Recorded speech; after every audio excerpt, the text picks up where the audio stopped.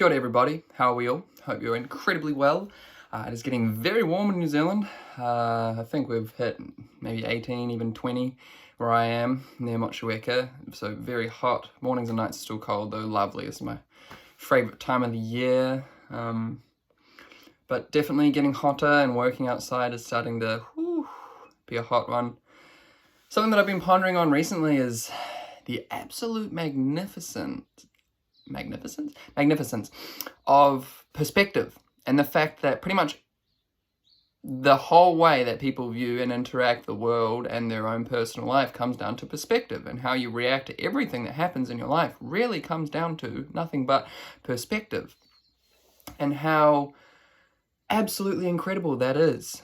One experience that I had recently was I was camping at a campsite near a beach, and they had this library, like a book swap thing that you can just loan a book and read it whilst you're enjoying your time there. So I picked up a book, and it was based in World War I, or the Great War that they called it at the time, because they didn't know there'd be a second one. And just one thing that really stood out to me was the incredible fact that even in times like that, where honestly no one alive today can really actually kind of comprehend that absolute abhorrent monstrosity that humans did to each other in trench warfare and all that kind of stuff. No one alive today was really an adult during that time. I'm sure there are people still just alive that were children during that time, and then obviously there's been other wars throughout time, but anyway, no one alive can actually truly understand that. But even during those times, people still enjoyed life, still loved life. Actually, supposedly the suicide rates were at an all-time low during that time, which is incredible, because before that, the world was not doing great. And obviously during that time, there was terrible stuff going on and whatnot, and incredible amounts of death. But in terms of people actually living their own personal lives, there was actually, there was a unified cause, there was a common enemy, many different factors worked into it. But even during times like that, where our minds today would absolutely boggle at the even the thought of it, they still found the beauty in life and the beauty in the world, and that's incredible. And so the same day that I started reading this book, another lovely man who was camping at the same campsite, this older man, I think it was about mid-80s, he shared his story with me of the fact that when he was only 50 years old, his 20-year-old son was hit by a drunk driver, and essentially not brain dead, but very much close to brain dead, and needed full-time care. And so this incredible man has spent the last 30 years of his life, he spent from 50 years old till like 83, full-time caring for his son. He had to give up his business, he had to, basically to give up his life, in a sense, to care full-time for his adult son. And his son is still alive to this day. He's got a son from 20 to 50, caring for him. And this man loves life. He thinks the world's a beautiful place. So even after sharing the story with me, a lot of people would be like, oh wow, that's so sad, that's so rough, and he could, woe is me, try to get pity out of it. But no, after sharing his story with me, he says to me, and I love life. Life is beautiful. It wasn't the job that he wanted, or that he imagined that he would have, or the life that he imagined that he would have, but it's the one that he got. And he sees the beauty in it. And I think that's so beautiful, that's so incredible, that it really all just comes down to perspective. It doesn't matter what happens to you, you can actually view it in a certain way in your mind, however you want. There's stories of people that, especially in times of war and in times of strife, they'll be imprisoned or something, and even during their time in prison, they can really still see the beauty in the life and the beauty in the world, especially if they have a kind of sense of faith or some actual cause to continue on for. And that's incredible.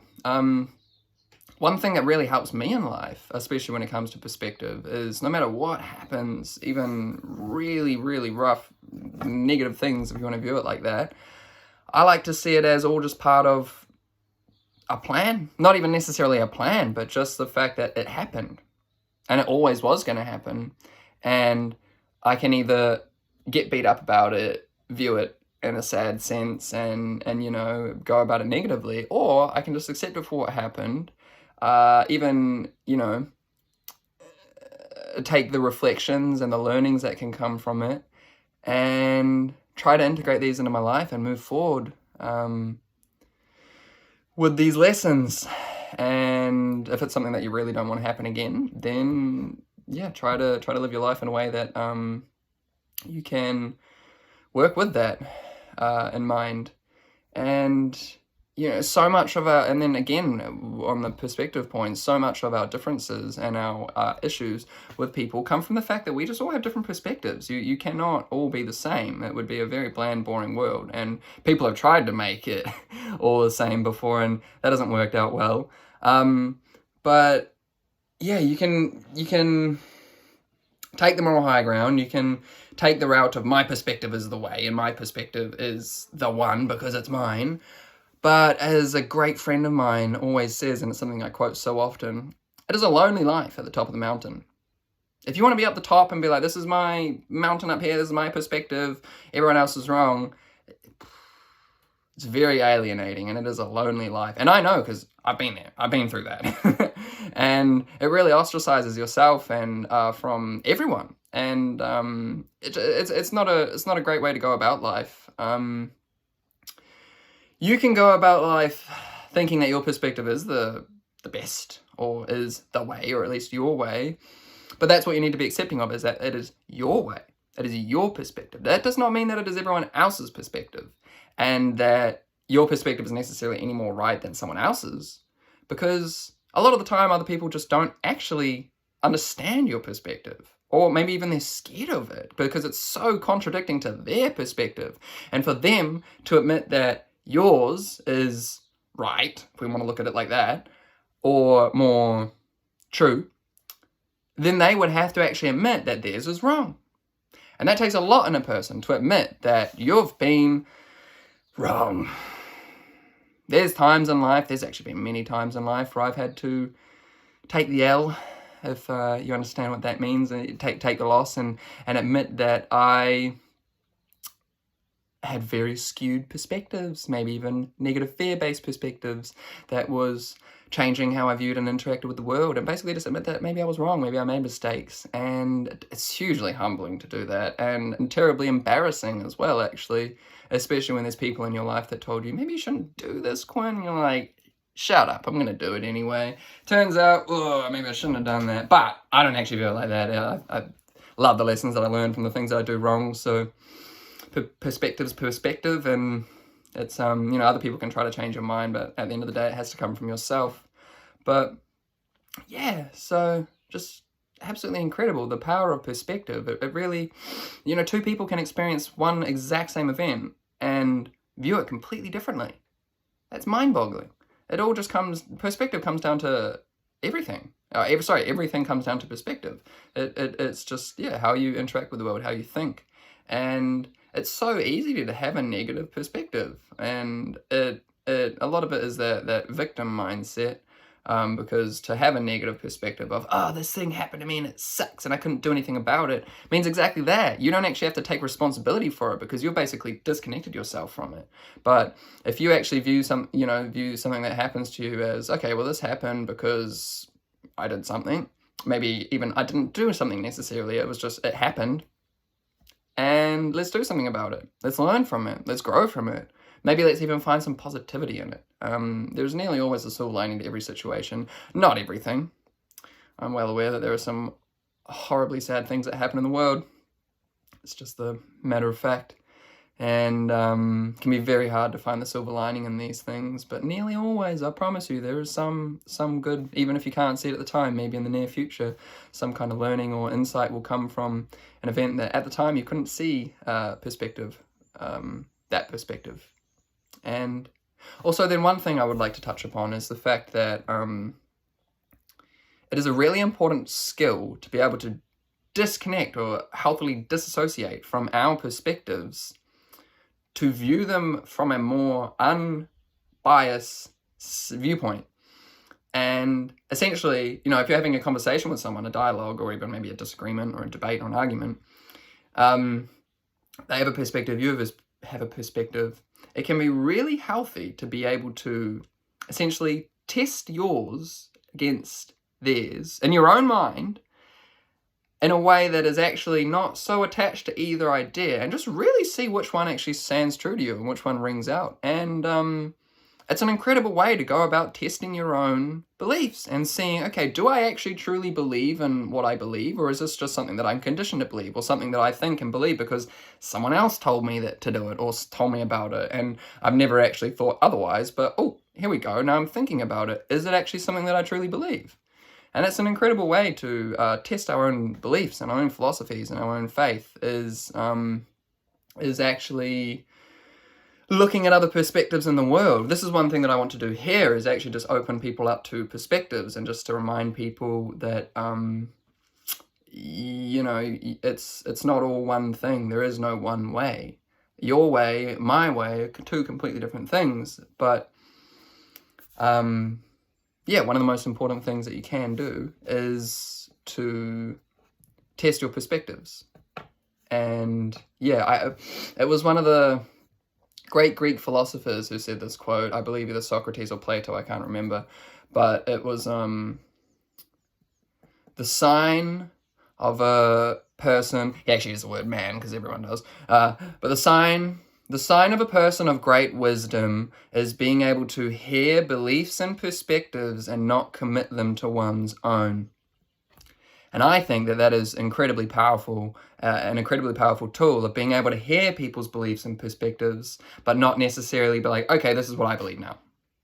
Because that is really so easy to do today, and that is actually so much of what the major corporations and major mainstream media and everything is pushing, is they're basically trying to get you to have a certain perspective, because that... Sorry, a wasp is just trying to come in the window. I do not want them in here. That's my perspective. I hate wasps. Ugh, nasty buggers. What was I saying? Yeah, mainstream media trying to get us to have a certain perspective because it suits their agenda and it keeps us buying things, keeps us working standard jobs and yada, yada, yada. I could go on all day about that. But yeah, you're actually pretty much all day, every day going around with people trying to influence you to have their perspectives. Even when you're going down the street and let's say a Christian preacher or a Hare Krishna devotee preacher or what have you tries to get you to see their perspective and to share their perspective. That is exactly that. That is them trying to test your perspective against theirs and see which one maybe rings more true for you. And yeah, just something to think about is that you're going about your day with a certain perspective. I'm going about my day with a certain perspective. Everyone you see in the world all has different perspectives, and it actually makes us have different realities. Even though we could experience the exact same event, you and I, if we have two different perspectives on it, to our minds, they're two different events. That's pretty freaking crazy, but actually really simple at the same time. And yeah, maybe just keep in mind that quote from one of the Greek brothers. Yeah, it is the mark of true wisdom to be able to hear beliefs and philosophies without committing them to one's own belief. It is an important tool for us to have and to coexist as human beings as well, is to be able to share our beliefs and our philosophies with each other, not shut them down, not be like, you're wrong, you're stupid. Like, you're not going to have any friends if you're doing that, man. Or you're only going to have friends that have the exact same beliefs and perspectives as you, and leads to a very limited lifestyle. I like to think about it as like a box. So a perspective is a box, right? And if you're viewing the world from this lens, maybe even this lens, you can't see anything out here. You're limiting your view to this. But if every now and then you take off these goggles and you open up your eyes to the world around you, wow, you can see the world. You can see a whole different perspective. If you want to go around with your little goggles on, fine. If it makes you feel safe, whatever, it's fine. I put goggles on sometimes too, in the sense of perspectives. But just keep in mind that there's more out there. That everyone has these goggles on and these perspective lenses. And yeah, it's just part of being a human. So keep an open mind to other people's perspectives. Something I've been pondering on for a long time. Haven't made a video in a while. I've been very low energy, still having to get out there and work, which is a matter of life. But yeah, I've been feeling quite drained. But still been doing the cold swims, getting out there, doing stuff, building up to a big hike. I was going to leave on this weekend coming, but my plans are now being pushed out a week. So it's now next weekend that I'm leaving, which I'm so excited for. I'll be gone for 2 weeks. It's going to be very hard. It's still snowing where I'm going, and we've got some pretty big, treacherous mountain crossings to do. There's only actually one, but it goes up real, well, high in terms of New Zealand, not high in terms of other mountains, but like 1900 meters up. Those of you who haven't hiked, it probably means nothing to, but very high, deep snow, very cold. But that's only one day that we're crossing through that. All the rest is only, and that's like a 10-hour day. Woo! It's gonna be a big day. There's also carrying like, if I had to guess the weight of my pack, I'd say like 25 kilos on my back. I only weigh 60 kilos, so like it's like 40% of my freaking body weight on my back. So gotta be done. Love it. I love putting myself through that kind of stuff, and it's shown me how far I've come in my health journey. In fact, actually, the fact that when I was in the South Island only 2 years ago, I believe, I was walking with a cane. My hip and my ankle was so bad, I was so unhealthy that I was still physically disabled, as I had been my entire life.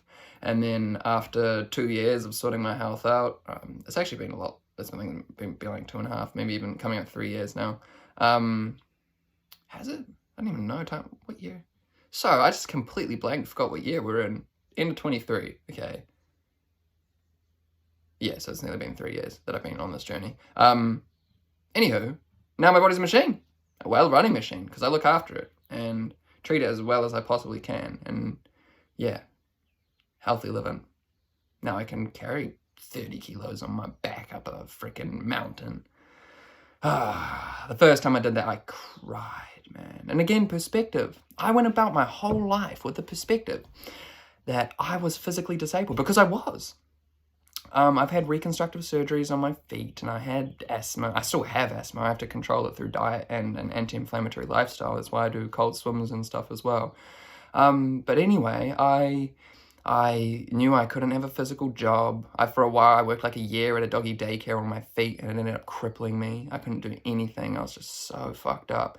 And I just literally accepted that I would never be able to travel on foot, that I'd never be able to hike, that I'd never be able to do all these things. And it was this perspective that I went around with. And I completely closed myself off to the fact that I could. I just had to actually do something about it and get better. And all out there in the world, there's people who have cured all kinds of crazy things purely through the mind and through the body and doing this work. A massive part of what helped my ankles and even my asthma and just my body and back in general and shoulders is posturing myself, and to always actively, consciously posture my feet. This should be a talk for another time, but I'm on the subject, so I'm going to keep going. And, you know, you may think, not me, that won't work for me. I thought that as well, don't you worry. So something I'll give you some information on. It's called the Schroth method. It's a German word. Schroth, I don't know. I think it's S-C-R-O-T-H, something like that. Anywho, this woman, only 14 years old, so a girl really, developed it. She had polio? Osteoporosis. I think osteoporosis. Bent spine. This was basically her, like, body position, naturally. So she was essentially bedridden because she could barely move. Anyway, over like 6 months, through simply breathing and actively reposturing the body, she managed to straighten out her body. Fast forward like 10 years, she started a hospital specifically for helping people cure, literally being like, imagine this is your natural body position, right? You'll think, surely, you're just fucked up for life. Nah, man, through breathing and active reposturing of the body, you can straighten it out. This isn't a conspiracy theory. It's called the Schroth method. Look it up. Or orthopedic breathing is also the kind of therapy that it's called. She's won like a Nobel Prize. This is in like the 40s or the 50s or something crazy like that as well. This is old stuff. And it's hearing stuff like this, these perspectives that help me break out of my perspective of being like, my body is stuffed up, I can't do anything about it. And when I started hearing these stories of people breaking out of these perspectives and doing these unimaginable things to my mind, I was like, holy crap, I've just been keeping my little perspective goggles on and limiting myself to the fact that I can actually cure myself. And then you know what? Took those goggles off, did so much research, did all the hard work. Boom, here I am. Climbing mountains, healthy living. Yeah, the Schoaf method, if you're interested, or if you have osteoporosis, I'm really sorry if you do. If your spine, it's like it's when your spine and bones are like, and this is like your natural position. You can do something about it. That's not even a theory. It's just a straight up fact, and it's been known in the medical world for ages. But it's amazing because I talk to medical practitioners, and so many people don't know about it, and so many people just keep, for my whole life I was wearing orthotics, like the inserts into my shoes. And it was actually this eureka moment one day that I had, that I realized that I had been walking around my whole life with essentially artificial supports in my shoes. Had I ever been given therapy to restructure my feet? Had I ever been taught how to walk properly? No.